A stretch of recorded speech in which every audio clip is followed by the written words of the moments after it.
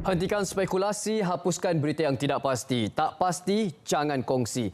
Assalamualaikum, salam sejahtera dan salam perpaduan. Alhamdulillah bertemu lagi kita dalam Pastikan Sahih edisi Selasa 10 Januari 2023 bersama saya Nadine Nordin. Dalam kita mengekang penularan berita palsu, suka untuk diingatkan bahawa kita masih belum menang menentang penularan COVID-19. Mohon rakyat perpaduan agar sentiasa menjaga kebersihan dan kesihatan diri di tahap yang optimum.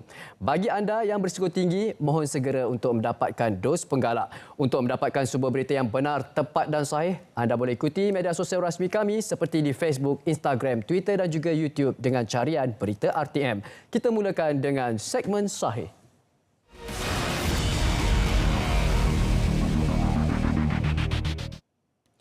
Rakyat Malaysia yang tidak mengambil dos penggalak akan dikenakan tindakan undang-undang. Adakah kenyataan ini benar? Untuk makluman, ini adalah tidak benar. Menurut kenyataan Menteri Kesihatan, Yang Berhormat Menteri Kesihatan tidak pernah mengeluarkan sebarang kenyataan sedemikian serta tidak pernah menyebut sesiapa yang tidak mengambil dos penggalak akan dikenakan tindakan undang-undang. Orang ramai diminta untuk sentiasa berhati-hati dan menyemak terlebih dahulu sebarang sebaran berita yang tidak benar. Tidak pasti, jangan kongsi. Ini pula walaupun telah kami berikan pencerahan sebelum ini, namun masih terdapat berita yang disebarkan bertujuan mengelirukan dan berniat untuk membuat masyarakat panik. Terutama penggemar minuman Starbucks bila mana tular di media sosial yang mengatakan bahawa Starbucks telah disahkan haram oleh JAKIM. Ini adalah tidak benar. Menurut kenyataan Jabatan Kemajuan Islam Malaysia JAKIM, mesej tular ini adalah mesej yang dikitar semula. Kononnya daripada seorang tokoh agama yang mendakwa bahawa Starbucks telah disahkan haram oleh JAKIM kerana mengandungi bahan E471. Untuk makluman pengguna, ianya merupakan mesej tular yang berulang dan pernah dijawab oleh bahagian Hab Halal JAKIM pada 10 Mei dan 11 Oktober 2016 yang lalu. Perlu diketahui, premis makanan Starbucks Malaysia merupakan pemegang sijil pengesahan halal Malaysia yang masih sah sehingga ke hari ini. Waspada panggilan palsu menggunakan nama Kementerian Komunikasi dan Digital.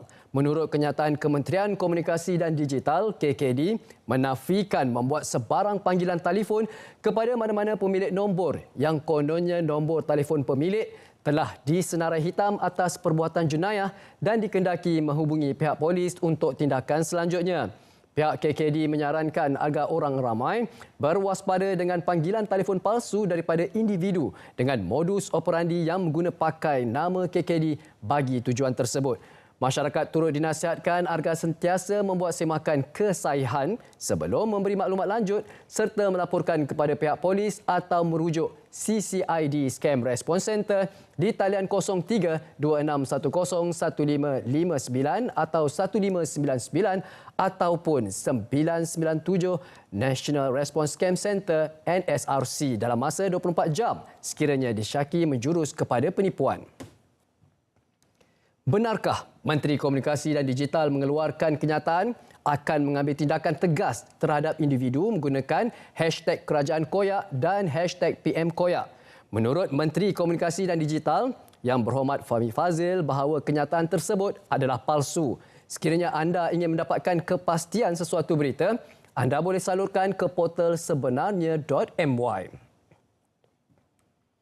Waspada juga buat anda semua tawaran skim bantuan atau penghargaan khas melalui SMS atau email.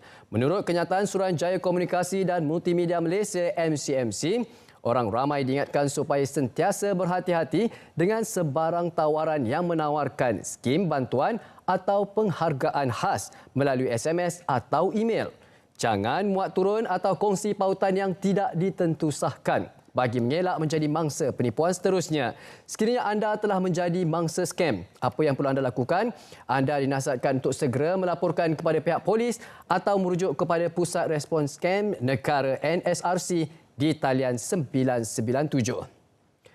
Turut diingatkan agar masyarakat perpaduan berwaspada terhadap email atau mesej menggunakan nama MCMC bagi tuntutan hadiah daripada syarikat telekomunikasi.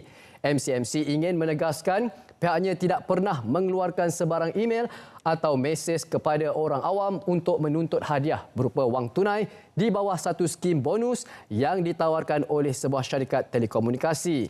email atau mesej terbabit antara lain mendakwa hasil pemantauan yang dijalankan oleh rangkaian pemantauan perisikan siber mendapati si mangsa yang ditujukan mesej berkenaan masih mempunyai transaksi yang belum diselesaikan dengan Maybank, iaitu sebagai pemenang hadiah wang tunai sebanyak RM270,000 di bawah bonus hadiah keluarga TM. Selain itu, kandungan email tersebut juga menjelaskan transaksi dengan Maybank adalah sah dan mereka boleh menuntut wang tunai itu tanpa rasa takut. Ini yang perlu kita berhati-hati. Ini yang perlu anda berhati-hati dengan pancingan daripada skamer. MCMC menggesa orang awam untuk tidak mudah terpedaya dengan email sedemikian. Pada masa yang sama, segera laporkan perkara tersebut kepada pihak berkuasa seperti Polis Diraja Malaysia PDRM atau Pusat Respons Scam Kebangsaan NSRC untuk perhatian dan tindakan susulan. Adakah anda menerima maklumat ini melalui aplikasi WhatsApp atau terlihat maklumat ini di media sosial? Berkenaan tawaran jawatan kosong sebanyak 1,825 kekosongan oleh Kementerian Kesihatan Malaysia KKM.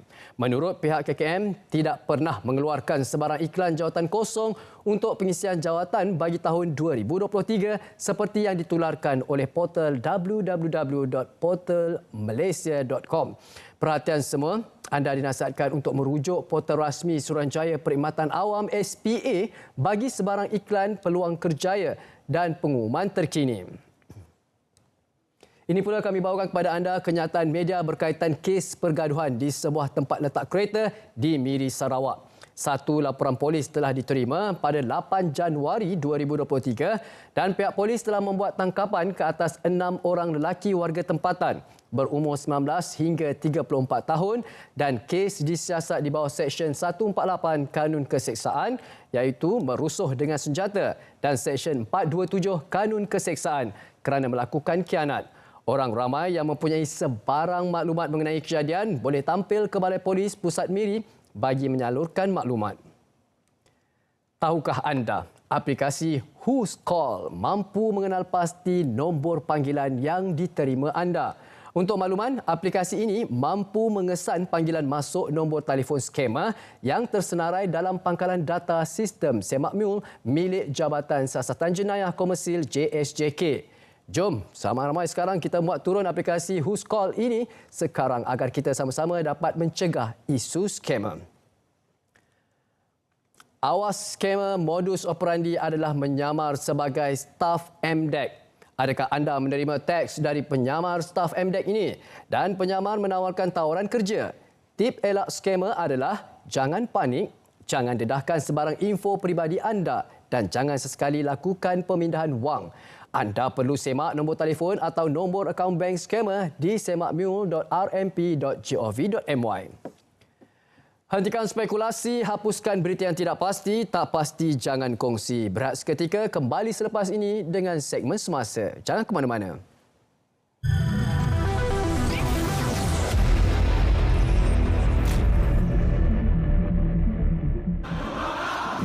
Ini semboyan negara dalam misi wajib menang bagi menakluki tahta terulung di Asia Tenggara.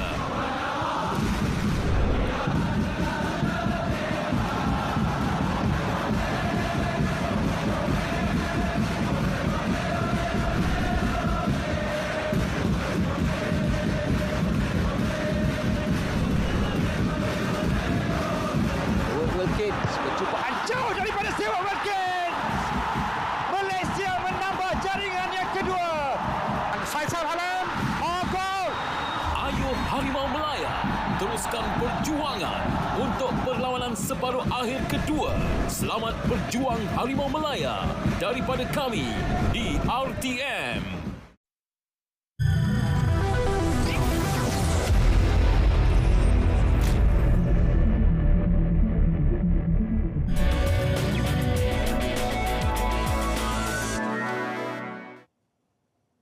Ayo, sama-sama kita rakyat Malaysia beri sokongan kepada Harimau Malaya pada malam ini. Baik, terima kasih kerana masih lagi setia bersama kami dalam Pastikan Sahih. Kita teruskan dengan segmen semasa. Yang Amat Berhormat Perdana Menteri Datuk Seri Anwar Ibrahim merestui Pengerusi Gabungan Rakyat Sabah GRS Datuk Seri Haji Jinor kekal sebagai Ketua Menteri Sabah. Perdana Menteri berkata beliau juga mahu kerajaan Sabah kukuh di bawah kepimpinan Hajiji. Mengulas lanjut, Datuk Seri Anwar Ibrahim berkata beliau berterima kasih kepada Hajiji dan semua pihak berkaitan kerana mendengar pandangan dalam usaha menyelesaikan kemelut politik di Sabah. Jumaat lepas, Pengerusi Barisan Nasional BN Sabah, Datuk Seri Bong Mokhtar Radin mengumumkan pendirian UMNO dan BN Sabah menarik sokongan terhadap Hajiji susulan hilang kepercayaan terhadap kedudukan beliau sebagai Ketua Menteri selain perjanjian antara BN dan Perikatan Nasional telah dilanggar. Dalam pada itu, Perdana Menteri berkata kerajaan Sabah mempunyai perkara penting iaitu pembentangan usul penyerahan kuasa kawal selia bekalan gas di Dewan Undangan Negeri Sabah dalam usaha mengembalikan hak negeri itu. Kerajaan memutuskan supaya dasar kawalan harga dan subsidi ayam diteruskan sehingga satu dasar berkaitan mekanisme bersasar dimuktamadkan.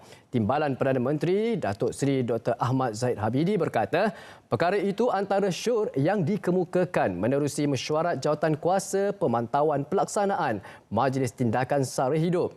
Jelas Yang Berhormat, antara syur lain ialah meneliti mekanisme harga dua peringkat melibatkan minyak sawit mentah bagi kemasan botol dan paket.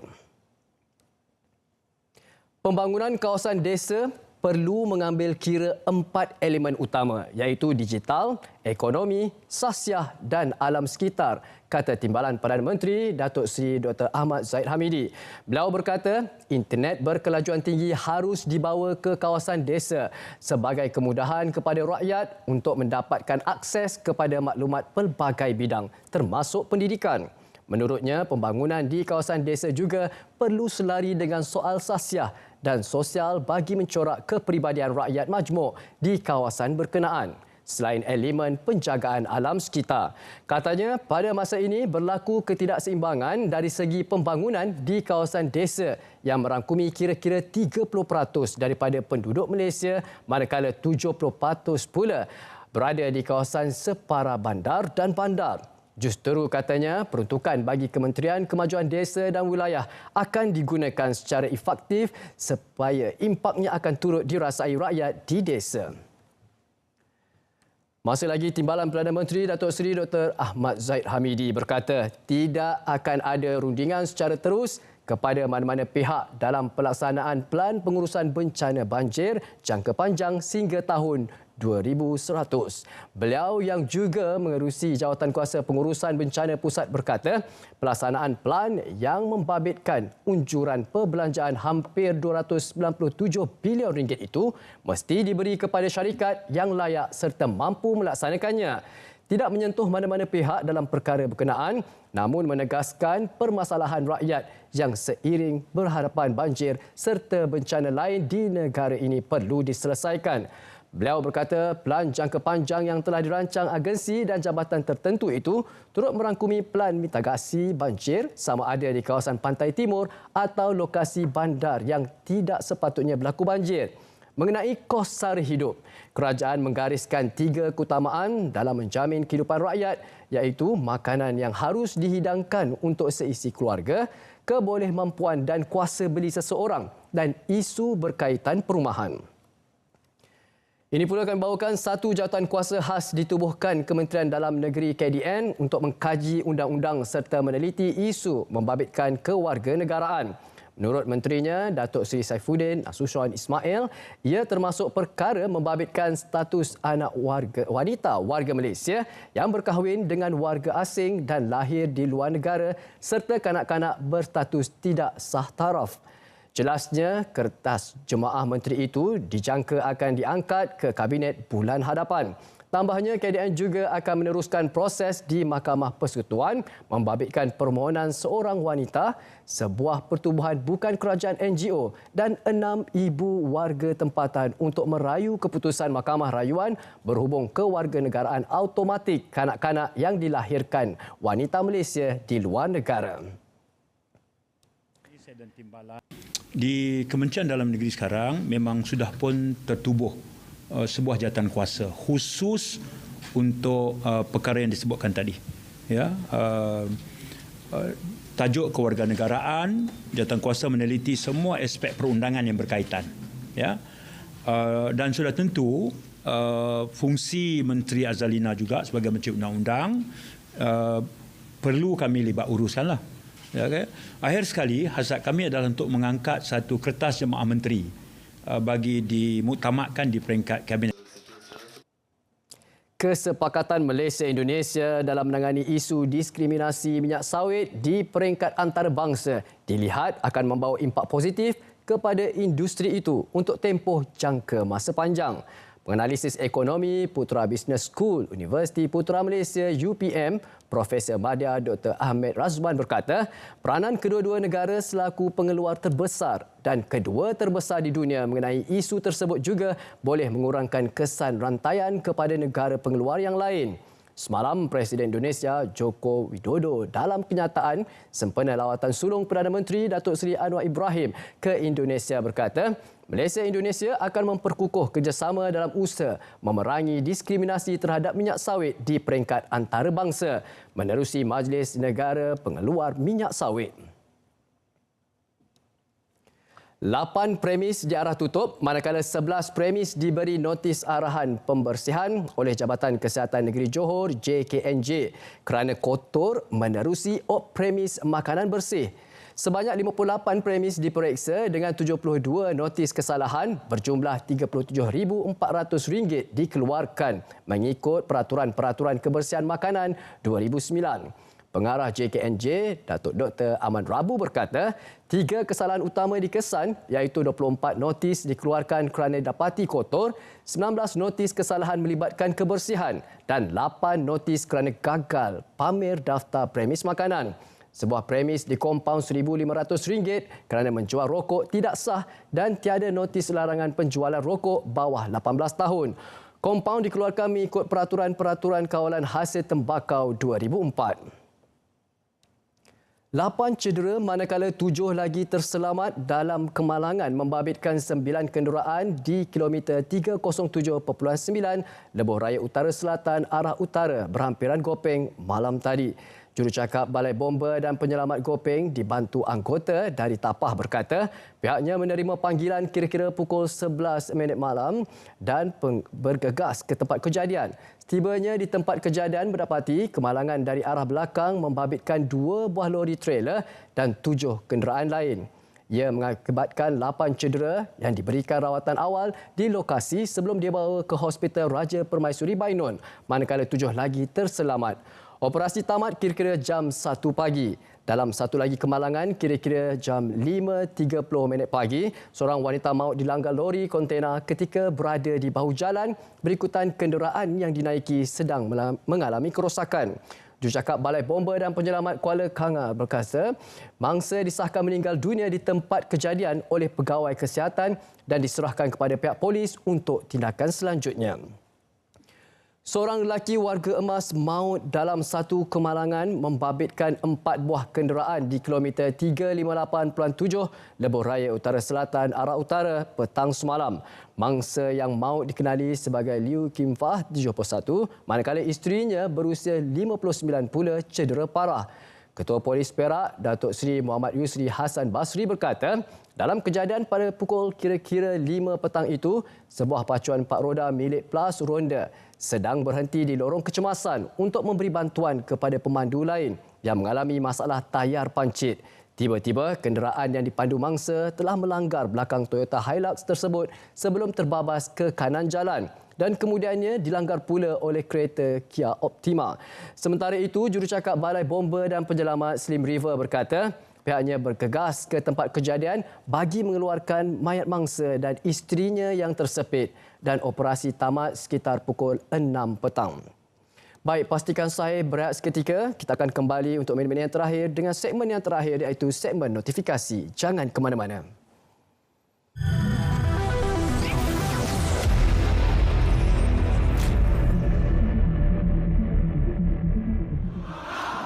Ini semboyan negara dalam misi wajib menang bagi menakluki tahta terulung di Asia Tenggara.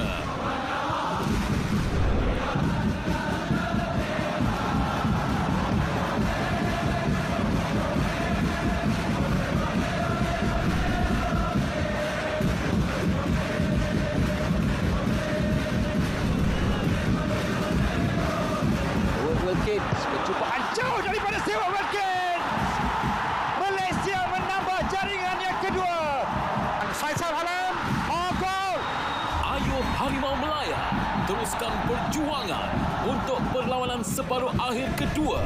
Selamat berjuang Harimau Melaya daripada kami di RTM.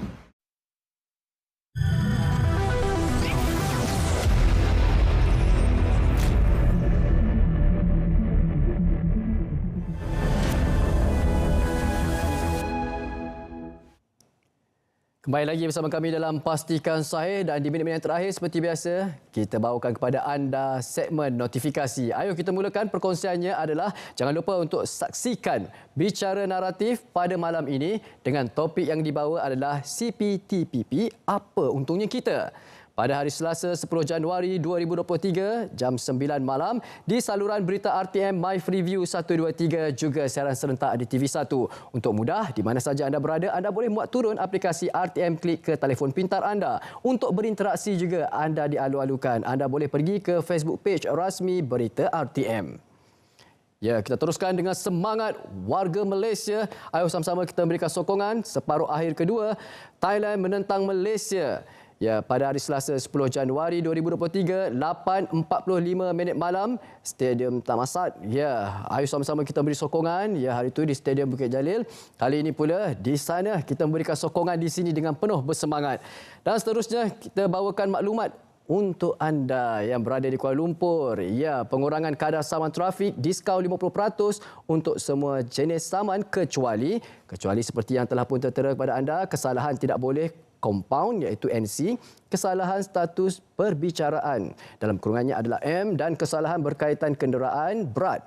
Dan anda, untuk makluman anda boleh hadirkan diri iaitu pada 10 hingga 12 Januari 2023, 8.30 minit pagi hingga 4.30 minit petang di Balai Polis Trafik Jalan Tun HS Lee, Kuala Lumpur. Pengurangan saman 50%. Ayuh, bagi anda yang tertunggak samannya, inilah masanya untuk selesaikan saman anda. Dan kita bawakan pula ini daripada KBS. Ya, apakah ia? Tema perpaduan TikTok KBS. Demi Malaysia I lead KBS MSIA. Peluang untuk menangi, ya, iPhone 14 Pro. Siapa yang mahukan iPhone 14 Pro, ayo sertai TikTok KBS ini bermula 1 hingga 31 Januari 2023. Ini pula maklumat yang seterusnya yang kami bawakan adalah lebih murah, lebih pantas pakej perpaduan. Pakej perabaya internet mudah alih bertujuan mengurangkan kos sara hidup golongan sasar memiliki perkhidmatan internet. Mula berada di pasaran pada Februari nanti, iaitu Februari 2023. Ya, ini pula adalah apabila anda menerima panggilan daripada pihak berkuasa menggunakan nombor peribadi, tamatkan panggilan serta-merta. Kerana apa? Pihak berkuasa akan berinteraksi melalui saluran rasmi, contohnya email rasmi, surat dan nombor telefon rasmi. Dan seterusnya, transaksi tanpa tunai, ya, langkah cegah penularan penyakit berjangkit antara pengguna dan peniaga. Kad kredit atau kad debit, aplikasi e-tunai, aplikasi imbas dan bayar. Mudah, cepat dan selamat. Hentikan spekulasi, hapuskan berita yang tidak pasti. Tak pasti jangan kongsi. Sampai di sini saja untuk Pastikan Sahih. InsyaAllah hari esok pada pukul 4.05 petang di saluran berita RTM My Freeview 123, juga siaran serentak di TV.